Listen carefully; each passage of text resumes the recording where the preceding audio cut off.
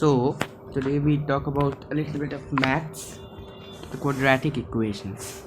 We'll start with the topic quadratic equations. Before telling you this, let me do an introduction. Otherwise, how will you understand?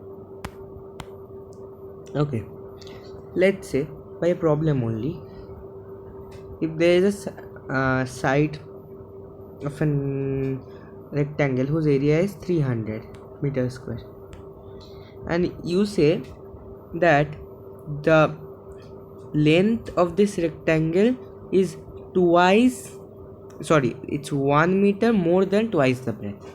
So if the breadth is x, then the length will be nothing but 2x plus 1. Now you know what 2x plus 1 into x means L into B is nothing but the area 300. Now it will come out to be 2x square plus x equal to 300, or 2x square minus plus x minus 300. Now you have solved like these types of solutions. Like if ax equal to b, you can say x is equal to b by a. Okay, but how do you solve such questions? This thing is nothing but a quadratic equation. This is nothing but a quadratic equation. So the Indians were first in doing this. The Siddharacharya, then Brahmagupta, did all this work. Okay. Then there are many history. Like there is one Arabic person, Abraham Barhiya-ha-Nazi. What a name! Abraham Barhiya-ha-Nazi. In his book called the Liber Embedorum, he gave complete solutions of different quadratic equations. So what is actually quadratic things? But before that, let me tell you, if I need to say in general form, what is a polynomial?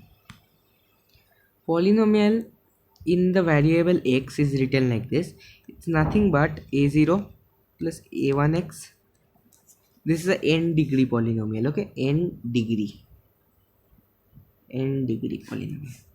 a2x square and then an x to the power n. Understand? This thing is what a polynomial is. Okay, means it is a n degree equation. For example, if I write 2x to the power n plus 3x to the power n minus 1 plus so on plus 2x plus 1, this is one polynomial. Okay? Understand? This is a polynomial. Understand? This is a polynomial. So if this polynomial is of a 2 degree polynomial, then that is nothing but a quadratic polynomial. Now if somebody asks, you have to be very clear with this. If somebody asks, let's say a x square plus bx plus c. Okay, oh, let me tell you this first. Okay, let's forget this. What a quadratic expression. Let me not ask you this, I will teach you this. Quadratic expression is nothing but ax square plus bx plus c, where a is not equal to 0. Any expression is told to be a quadratic expression. Expression mean anything. Okay, x square plus bx plus c. For example, if I gave x square minus 5x plus 6, let me tell you this thing. A, b, c are integers. Not necessarily integers. I'll not tell integers. They're real numbers. Okay, real numbers. A, b, c are real numbers where a not equal to 0, and for example you can see this only. Now if I say what is a quadratic equation is nothing but ax square plus bx plus c equal to 0. Remember this. when this expression is equal to 0, we tell any expression, let you know this, if an expression is equal to 0, it means it is called now an equation. Remember this, okay? So this is the quadratic equation, and any standard form of quadratic equation is written as this. Now one thing, a quadratic equation has two roots. What do you mean by roots now? Roots are nothing but solutions. Means if I put x equal to, let's say, some alpha, or x equal to some beta in this, then what will happen? A alpha square plus b alpha plus c will be 0. Then a beta square plus b beta square plus c will be 0. Not like anything else, like oh, let me just write this, you people can get confused. This is not alpha, okay? This is a. Now if there is any other value that is called gamma, the a gamma square plus b gamma square b gamma plus c will be not equal to 0. So our quadratic equation has only two roots. Understand? Only nothing but two roots. So let's do one problem.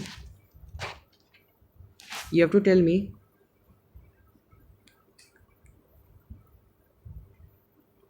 is this a quadratic equation?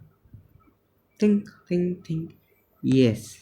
Why? See, there is an x squared term that does not get cancelled. So this will finally be minus 2x minus 1 equal to 0. So this is a quadratic equation, okay? Now let's do this. X into x plus 1 into equal to x square minus 1. No. X square plus x, let's say this is okay. No. X square plus 1. So here it comes out to be x square plus x is equal to x square plus 1. So x square gets cut, x equal to 1. This is a linear equation. Remember last year, this is a linear equation, not a quadratic equation. So this is how we can check. Understand? Now I will give you one situation, you have to represent it.